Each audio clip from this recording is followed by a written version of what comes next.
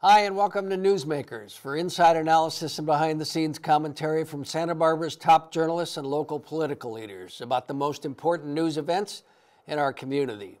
I'm your host, Congested Jerry Roberts. Tonight, we'll look behind these headlines. Widespread confusion in Montecito as homeowners scramble for answers about what happens next. A look inside the murky finances and management of Bellosguardo, our biggest white elephant. The bitter legal war between City Hall and Santa Barbara's most notorious landlord comes to a head, and despite dramatic winter rains, the deep drought keeps water supplies dangerously low. Our panel tonight, investigative reporter Melinda Burns, Tyler Hayden, news editor of the Santa Barbara Independent, Nick Welsh, executive editor of the Indy, and former City Council member Dale Francisco. Thank you all for coming. Melinda, your reporting in Montecito has revealed a tangle of confusion for residents whose homes were destroyed or damaged. What are they being told about rebuilding? Well, they've been advised to hold off until FEMA finishes an interim map showing the new topography of Montecito and the new floodwaters height that buildings will have to... So the entire landscape has been transformed. Well, along all those creeks, so Montecito, Hot Springs, Cold Springs, and San Isidro and Romero. It's a completely changed landscape. You cannot recognize the landscape. And you walked down the creek for yesterday afternoon with a geologist? I did, from roughly below Ashley Road down to Casa Dorinda, just to get an idea of what happened in that creek.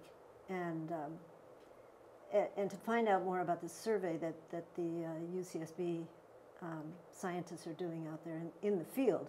Now, FEMA is using LIDAR. In other words, they collected this data by plane with laser lights that bounce off the terrain below and show a very detailed topography map. They're not going out of their office, and they're going to do this mapping. I won't ask you what LIDAR is an acronym for, but I'm sure you know. It was in your piece, so you can read it on Newsmakers with JR. So that's going to take 3 months, and then for the new map, 3 to 4 months. It will come out for public review in May, likely if it's on schedule, and then it will be adopted in June. And that's an interim map. It'll take 4 or 5 years for the feds to finish the flood insurance rate maps, which are more comprehensive. But some people are anxious to get going on rebuilding. You know, it's interesting. The county says that they've issued about 95 very minor building permits, so minor repairs. I'm guessing 90? Yes, and that's out of 500 homes that were affected. But some of those were green tagged, meaning they just had a bunch of mud, but not in the house. And there might be minor repairs there. But on the badly destroyed and completely destroyed homes, so 350 of those, there are only 5 homeowners who are requesting to move ahead before the FEMA maps come out. And so they have to meet with the county, and then the county has to tell them what information they have to come up with. And it's probably going to wind up that the whole thing is going to take time until the maps come out anyway. Who's in charge? Who's the decision maker? Well, the county planning department issues the permits, and they have not issued any building permits for new buildings or major repairs. If you're making repairs that amount to more than 50% of the assessed value of your property, of your house, you have to wait until the FEMA maps are out. Tyler, your close personal friend Bill McFadden was on last week and talking about how a lot of people in Montecito were unhappy about the evacuation plans. Either they didn't get enough people out when it mattered, or they got too many people out. You've been writing a lot about that. What's the status? Is there going to be any accountability or investigation or anything about that? I think so. I think, well, I've heard actually as of yesterday, that there are a couple of attorneys out there just waiting for a plaintiff to step forward and sort of to hang the case on, that the county was perhaps negligent in its education and warning of the public before the storm, that the decisions that went into drawing the line where it was at 192 were based on some faulty assumptions and information. So there's a real undercurrent of frustration and anger and sadness there that I get the sense is moving towards a lawsuit sometime soon. And I know Bill's been advocating for some kind of blue ribbon commission or some sort of investigation into it. I think that's a great idea too, personally. Wouldn't DAS have to do that, basically? I mean, as a political matter, wouldn't he have to? I mean, you would think he would want to get out ahead of it anyway. I mean, as a matter of course, after an event like this, all the public safety agencies and the administrators come together and they do sort of an incident evaluation of what could have done better. But those are pretty much technical reports. I think a grand jury report in this particular case would be useful. That's a good idea. You know, it's still within the county. It's not like a congressional deal. I think the lawsuit idea, I mean, it's surprising that one hasn't been filed already. There have been several lawsuits. There have been a lot of lawsuits, but none against the county for screwing up the evacuations maps. And I was talking to an attorney in town who likes to sue lots of people, and he said, I wouldn't take the case because this threshold, he said, it's like climbing Mount Everest. You can get there, but you'll probably die along the way. It is the burden of proof against the county is so high. Because it's an act of God? It's not an act of God. You'd have to show that the county had a sort of a plan in place, that it was a ministerial sort of plug in, fill in, you know, this is how you do it. And this is sort of act of God plus 200 years. I mean, they screwed up in a lot of ways, but is that enough? It's actually the term sovereign immunity is used. So the county has some protection, and to get past that, you'd really have to have not a smoking gun, but probably an arsenal. Have you met homeowners in your reporting who were likely to? There have been some comments at meetings, but very few. I mean, the county gets applauded when people stand up, like Tom Farum, who's the head of flood control, and Rob Lewin, who's running the Office of Emergency Management. And I think that the wild card here was the intensity of the rainfall. It was a very rare event. Now, Dale, if you had run for second district supervisor, as we urged here on Newsmakers, you would be faced with the huge amount of money in lost property tax revenue. How are we going to deal with that? Or just take it in the shorts? Well, there isn't anything that the county can do about the fact that it's losing that revenue. That's a fact that it's just going to have to deal with. So, and homeowners are what, going to lose the entire value of their property who had their houses wiped out? I mean, well, there is something called a hazard mitigation fund that FEMA. The HMF. Yeah, but for the LIDAR. That's pretty far down the road here, but it would compensate theoretically for part of the property, but the county would have to pick up the rest. I mean, it's not something that could be done broadly. All right. Are you hearing?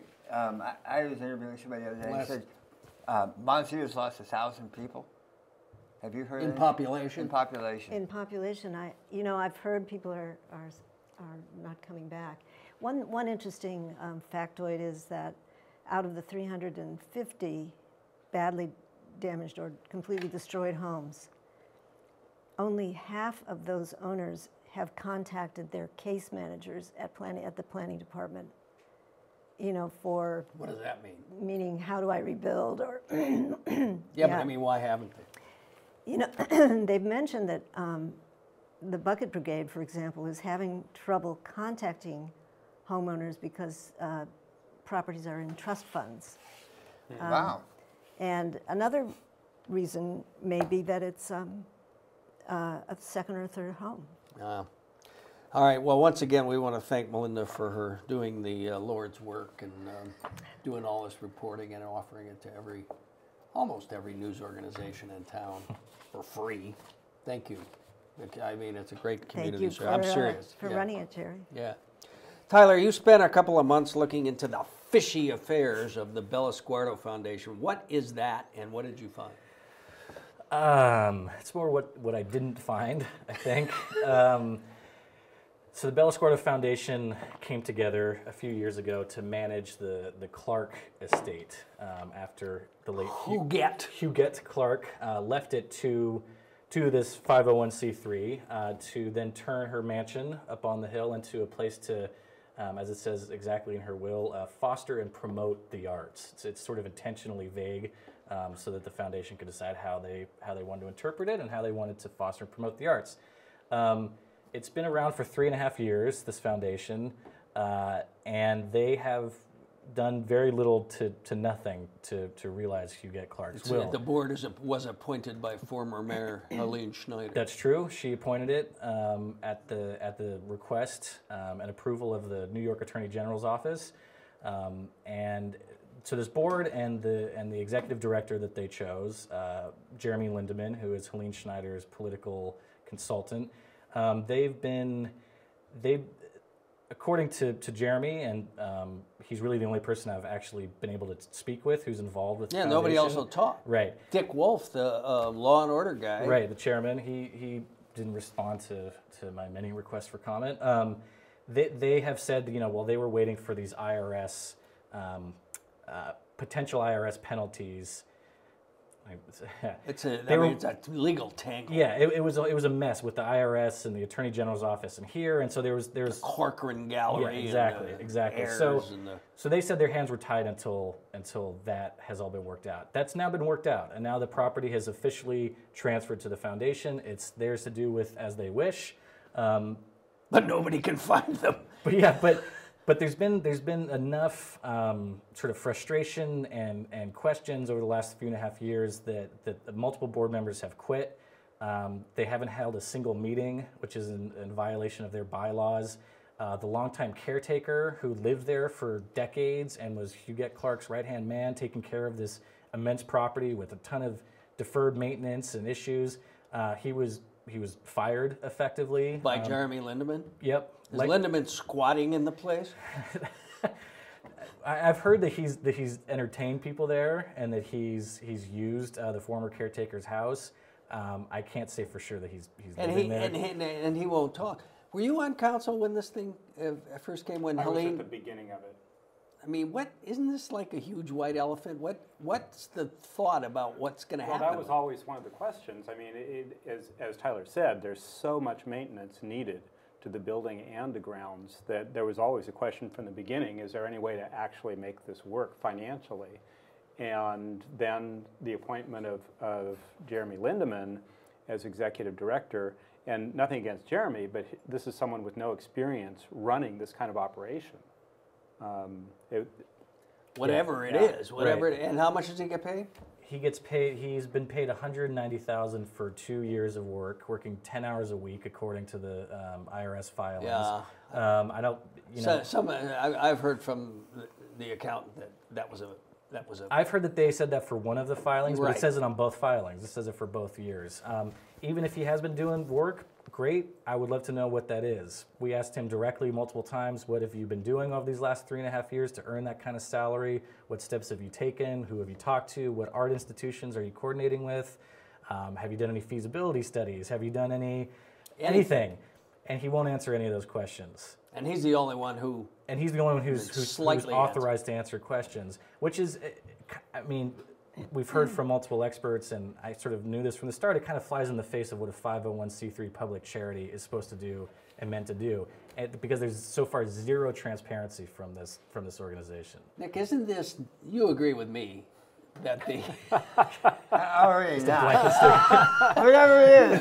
I don't think so, but go ahead. Isn't this a case study of the flawed politics of former Mayor Helene Schneider, in that she did not build a consensus. I hate to say, Jerry, I kind of agree with you here. I mean, I think that the story here was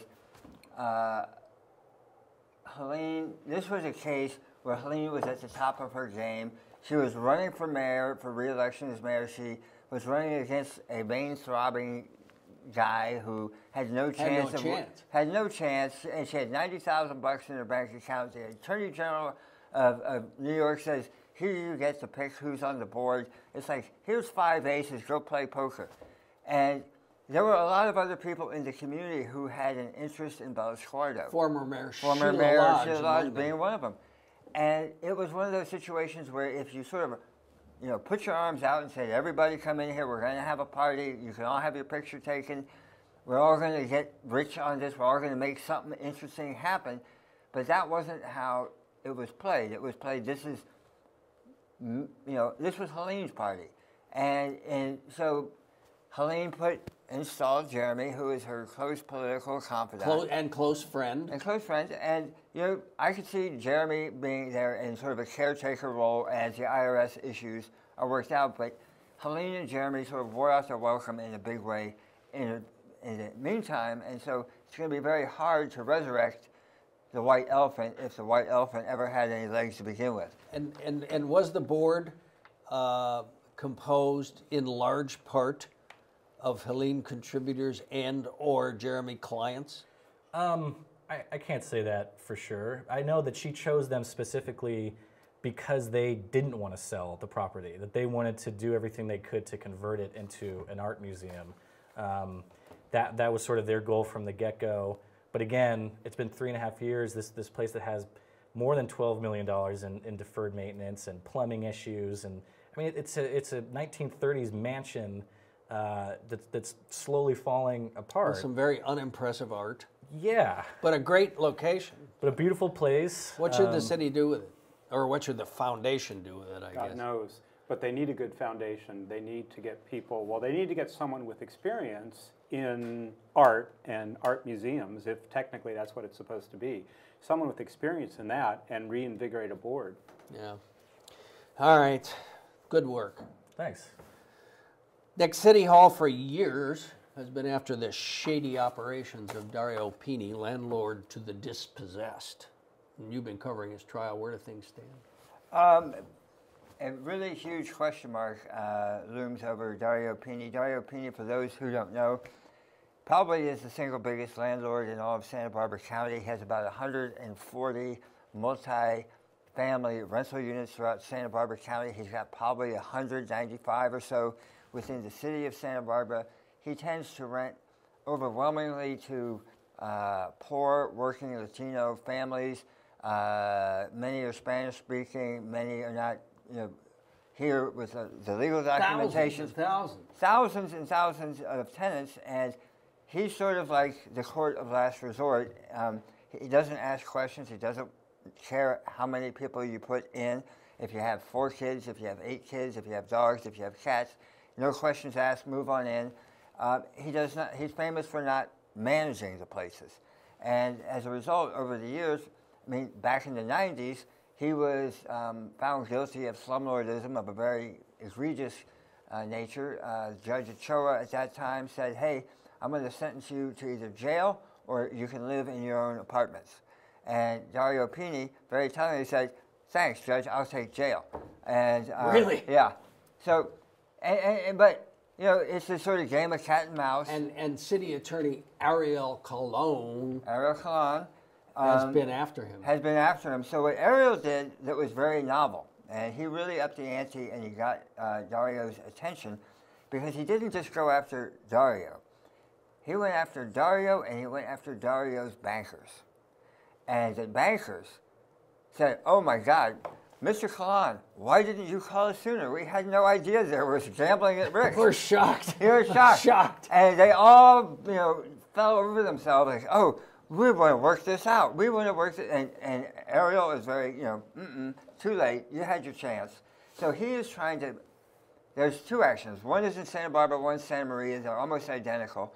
And where the city is going after, in Santa Barbara, 11 rental properties. In Santa Maria, I think it's 3. Hundreds of units, thousands of tenants are being affected. And the $1 million question here is, how does government fix up slum conditions without dispossessing and hurting the people they're trying to help. And so that really is, how do you require and fund the relocation of these tenants while the repairs are made to bring the place back up to a habitability level? And it's in court? The court arguments have concluded. We're waiting for Judge Colleen Stern to issue a ruling. We expect one anytime between now and April 20th. And the ruling will say yes or no to what question? The ruling will say yes to or no to how many properties need to be put in a receivership, which means, Dario, we're taking control of your property. You no longer have control of it. One of those properties, and that would be what, an independent? It would be an independent contractor, and he would be able to shortstop the rent streams coming in. He'd be able to say, you know what, I'm going to take this property and take out a loan on it to make repairs. One of the properties, and this is a big screw you, is Dario's own personal house where he lives. So, like when this whole thing broke initially. Is that the one with the picture of the rat? That is the one with the picture of the rat. Yeah. So, you know, and Dario in court and his attorney said this is clearly a spite move, and it's hard. I mean, what you hear is that at one point the neighbors were complaining there were like 150 toilets parked, you know, stored out in his yard. This is up on Mission Ridge Road. Does he have renters in his personal house? He ran it kind of as an Airbnb. So I remember, I mean, one time going up there in the middle of the night. Did you stay there? I didn't, no, but I was up there for some reason that I don't need to go into now. But you go into his house and there's this big table. Was it Chili Relleno night? It was Chili Relleno night, and there was on just Wednesday. all these envelopes with cash all over. It was just where all the tenants had come, just piled high.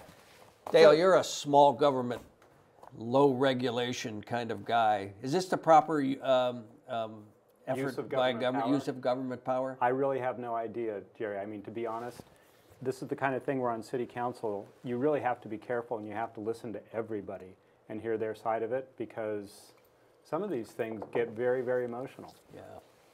All right. So you'll come back and tell us what the verdict is. Well, I think the verdict's pretty clear that they are going to impose receivership on about 7 of them. All right.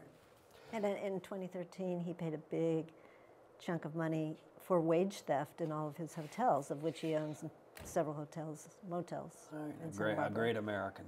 All right, Dale, among your public credentials, you've been Santa Barbara's representative on 3 regional water boards. With the winter rains basically over, are we in better or worse shape in terms of drought than in recent years? We're still in drought. We're still, according to the way NOAA looks at these things, we are in severe drought right now. This is continuing. Unlike much of the rest of the state. Well, much of the rest of the state got good rain in the last season, but we did not. And so far, I mean, assuming we don't get any more rain in this season, we'll be at about 30% of normal. 30%? Mm-hmm. And what's the level of Kachuma now? Kachuma's at 40% as of yesterday, 40.2%. So is the city going to take further action, impose more conservation standards, raise? I don't think so. I mean, this is one of those great difficulties around water. If you get people to conserve too much, then they're not paying enough money in to keep revenues to run the operations. So I think my understanding is that the city is going to keep the current conservation level in place, and people have been conserving water. There hasn't been a problem with that. We have other sources of water. The desal plant is fully operational now. That's good news from the city's point of view. That's almost 1/3 of the total supply can come from desal. There's a blue sky question, but so much of the water, of course, just runs off to the ocean. In the rest of the state, there's a lot of move to build reservoirs and basins and so on. Is there anything from an infrastructure perspective that we could be doing that we're not doing? I don't know. I assume because the city hasn't done anything about it, and we've got a lot of smart people there in water resources, I would think that the issue would be our storm drains all go into the sewer, right? And so since obviously there are people out there, there are scientists out there working on the problem of reusing sewage water and treating that back to a drinkable level, but we're a long way off from being able to do that. But Galita and Carp are doing a little interesting Who is Carp and who? Galita and Carpinteria are both doing pilot projects on that one.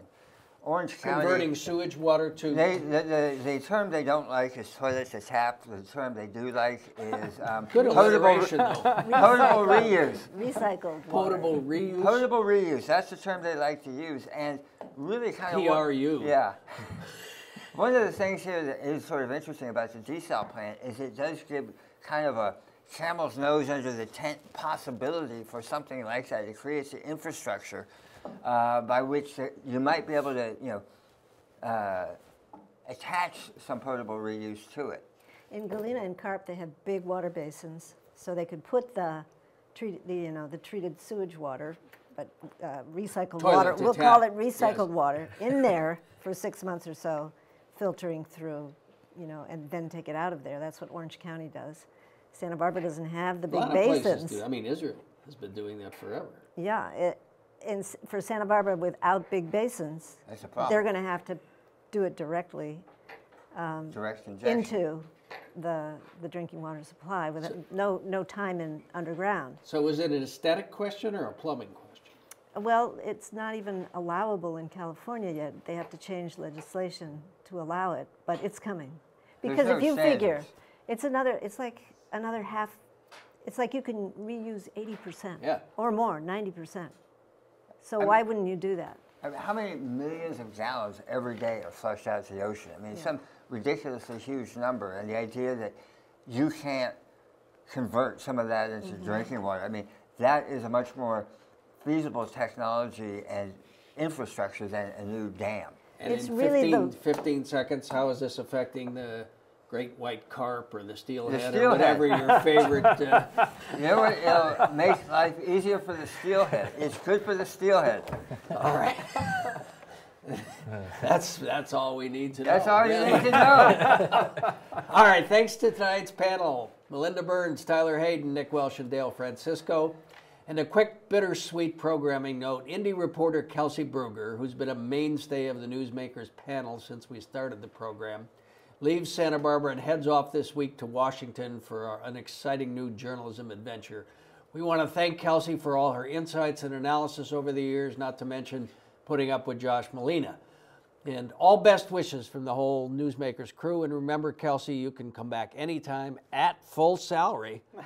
Thanks for watching. Please visit our website, newsmakerswithjr.com, to check out my regular blog posts on politics and media in Santa Barbara and beyond, and our YouTube channel, where you'll find an archive of past shows and special interviews. Thanks again to our director, J.P. Montalvo, and to our crew, Ken, Elliott, Suzanne, and Ashe. And, as always, our top-ranking, high-powered, high-energy senior executive producer, Hap Freund. Thanks again. We'll see you next time on Newsmakers.